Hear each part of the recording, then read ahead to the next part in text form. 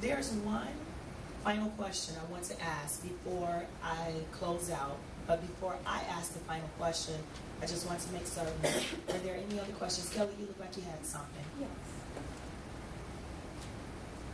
Maybe it would be helpful just to talk a little bit about what inspired you to write all of this down. Because it's a lot of work to do that. So I'd be curious to know what propelled you to get it down on paper.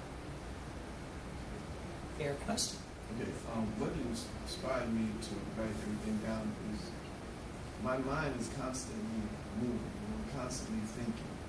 Not to the point where I'm actually worrying, but I'm always contemplating what's going on, why people are doing something, and I overanalyze everything.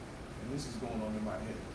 And what slowed all of this stuff down in my head was when I began to write. So it slowed it down and started putting things in proper perspective.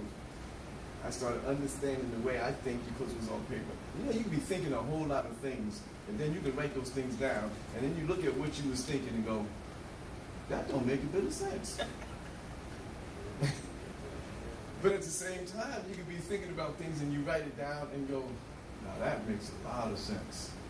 So it goes both ways. So just writing puts my thinking and my mind in proper perspective. And I actually need that because I'll go off flying all over the place. You know, thoughts is really not that important unless you actually do something with them. So your mind can just jump. Writing it down helps me. It's very therapeutic for me. And I'm sure you found that once you wrote some things down, you recognize, wait a second now, I think a little differently than some people. Yeah. yeah, I do.